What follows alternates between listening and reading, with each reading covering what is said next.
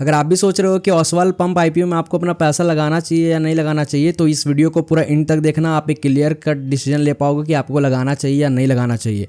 तो करंटली यार इस आईपीओ का जो जीएमपी चल रहा है as per the market, GMP market की अगर बात करते हैं तो 11% के आसपास जो है अप्रॉक्स 70 रुपये के आसपास अभी चल रहा है। और अगर अभी मार्केट कंडीशन की अगर बात करें तो उसके हिसाब से 11 से 15% के बीच का जो जीएमपी होता है वो काफ़ी अच्छा माना जाता है। जैसे कि हम लोग पास्ट में भी देख चुके हैं कि 50x से 100x तक का हमें यहाँ पर लिस्टिंग गेन देखने को मिलता था, बट अभी के टाइम में उस टाइप का आईपीओ नहीं आ रहा और मार्केट के कंडीशन के फिलहाल अभी 15% तक का भी अगर जीएमपी आपको मिल रहा है तो अच्छा है। और इस वीडियो को पूरा एंड तक देखने के बाद आप क्लियर कट डिसीजन और अच्छे से ले पाओगे कि इस आईपीओ में आपको अपना पैसा लगाना चाहिए या नहीं लगाना चाहिए।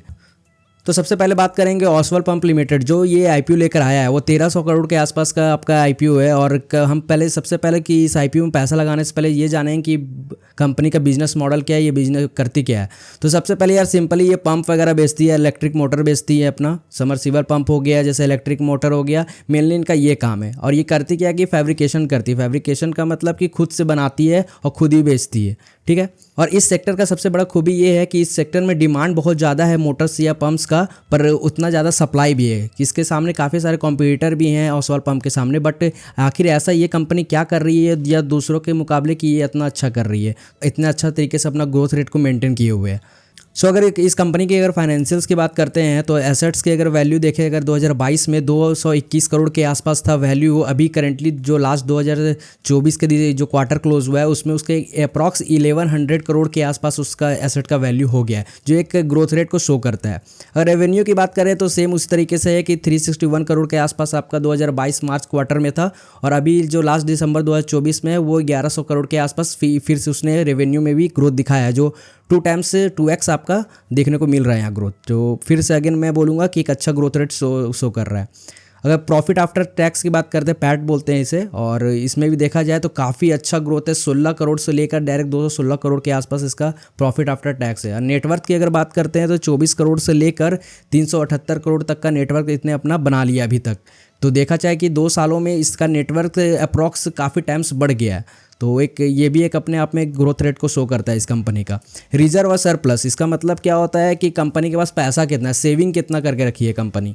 तो स्टार्टिंग में 2022 में 37 करोड़ के आसपास इसका टोटल सेविंग था और अभी 387 करोड़ के आसपास सेविंग है। अब बात करते हैं टोटल बोरोइंग की कि इसने कितना उधारी लिया है अपना अभी तक। तो उधारी, अगर एक चीज़ मैं क्लियर कर देता हूँ, जितने कंपनी का अगर उधार कम होता है तो वो कंपनी अच्छी मानी जाती है, सिंपली ऐसा याद रखें आप। तो 87 करोड़ के आसपास 2022 में इस कंपनी का टोटल डेप्थ था, बोरिंग था, और अभी के 346 करोड़ के आसपास हो गया है। और एक चीज़ और गौर करोगे तो 2022 में 87 करोड़ के आसपास का टोटल बोरिंग था, 2023 में 59 करोड़ के आसपास था, 2024 में 75 करोड़ और 2024 में 346 करोड़ के आसपास का उसका टोटल बोरिंग है। मतलब ग्रोथ रेट के साथ साथ इसने उधारी भी बहुत ज़्यादा लिया हुआ है, जो एक नेगेटिव शो कर रहा है इस कंपनी का कि थोड़ा सा डेप्थ इसने ज़्यादा लिया हुआ है। और अब अगर अभी करंट की अगर बात करते हैं तो टोटल मार्केट कैपिटलाइजेशन 7000 करोड़ के आसपास का है इसका कंपनी का। और अगर आरओसी की वैल्यू करें तो आरओसी क्या होता है, तो रिटर्न ऑन कैपिटल एम्प्लॉयड। मतलब कि सपोज दैट एग्जांपल से आप समझो कि आपने कोई स्टॉक्स में 10,000 इन्वेस्ट किया है और उसका वैल्यू अभी 18,000 हो गया, तो 8,000 का आपका प्रॉफिट हुआ, मतलब 80% का आपका आरओसी हो गया। तो यहाँ पर 81.85% का है, जो काफ़ी अच्छा है, काफ़ी अच्छा बोले तो बहुत अच्छा है। और डेप्थ इक्विटी की बात करते हैं तो थोड़ा सा ये ज़्यादा वैल्यू है, इसका थोड़ा सा कम होना चाहिए, 0.20 के नीचे थोड़ा अच्छा माना जाता है डेप्थ इक्विटी रेशियो का। तो क्योंकि डेप्थ भी इसका बहुत ज़्यादा है, बहुत ज़्यादा 346 करोड़ के आसपास का इसका डेप्थ है। तो यहाँ पर RNW का वैल्यू भी 87.3% है, काफ़ी अच्छा है। और प्रॉफिट आफ्टर टैक्स मार्जिन की अगर बात करते हैं तो 12% बहुत अच्छा है। प्राइस टू बुक वैल्यू की अगर बात करते हैं 38.14 का है। अब बात करते हैं इसके पीयर कॉम्पिटिटर के बारे में। जो इसका पीयर कॉम्पिटिटर जो सबसे बड़ा है वो किर्लोस्कर ब्रदर्स लिमिटेड है, जिसका भी करंट अगर पी रेशियो देखें 41.94 है, और पी रेशियो अगर आपका 25 के कम है तो वो अच्छा माना जाता है।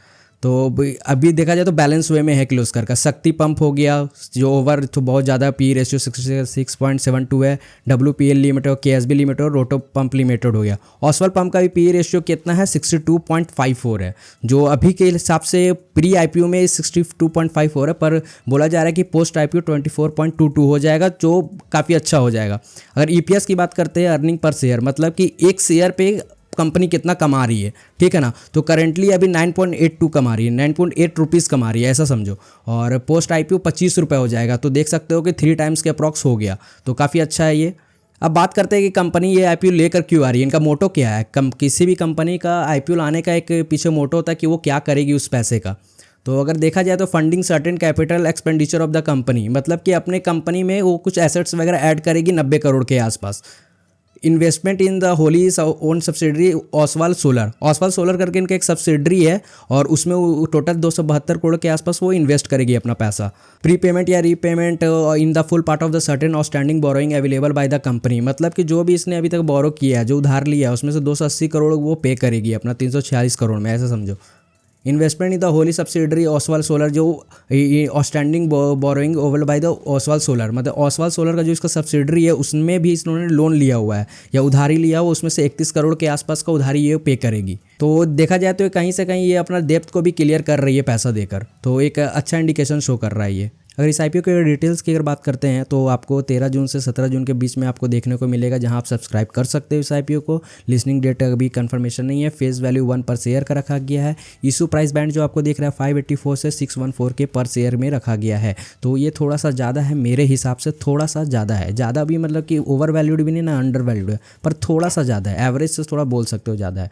लॉट साइज 24 शेयर्स रखा गया है। टोटल इशू साइज है 387 करोड़ के आसपास का है। फ्री इशू साइज है तो आपका देख सकते हो 890 करोड़ के आसपास का रखा गया है। लिस्टिंग आपको एनएससी बीएससी दोनों में देखने को मिल जाएगा। अब बात करते हैं अप्लाई करना है या अवॉइड करना है। तो मेरा जहाँ तक मानना है मैं सिर्फ लिस्टिंग गेन के लिए अप्लाई करूँगा, क्योंकि कंपनी का भी डेप्थ थोड़ा ज़्यादा है। तो यहाँ पे लॉन्ग टर्म के लिए जाना भी मुझे सही नहीं लग रहा है, क्योंकि प्राइस भी थोड़ा ज़्यादा है। प्राइस को मैं सोचूंगा कि थोड़ा सा बैलेंस, थोड़ा सा नीचे आ जाए प्राइस, तो मैं फिर लॉन्ग टर्म के लिए सोच सकता हूँ। बट फिलहाल के लिए मैं लिस्टिंग गेन के लिए जाऊँगा। अगर 20% के आसपास अगर हो जाता है, अगर उस टाइम तक अगर मार्केट का सही रहता है तो 20% 25% भी आपको लिस्टिंग गेन देखने को मिल जाएगा। But at the current price में अगर देखा जाए जो 614 का है वो थोड़ा सा ओवर प्राइस्ड है, थोड़ा सा कम होना चाहिए था 450 के आसपास, तो थोड़ा सा सेंस बनता कि हाँ लॉन्ग टर्म के लिए भी जा सकते हैं और थोड़ा लिस्टिंग गेन भी ज़्यादा मिलता। अगर आप भी इस आईपीओ में अपना पैसा लगाना चाहते हैं तो अपने फाइनेंशियल एडवाइज़र से ज़रूर एक बार बात कर लें, उनसे सलाह लें। और अगर मेरे हिसाब से तो मैंने अपना बता दिया कि मैं क्या करने वाला हूँ, लिस्टिंग गेन के लिए जाने वाला हूँ। और इसी तरह के वीडियो को देखने के लिए यार हमारे चैनल को सब्सक्राइब कर देना, और वीडियो पसंद आया तो लाइक करने मत भूलना। अब मिलते हैं नेक्स्ट वीडियो में, तब तक के लिए जय हिंद।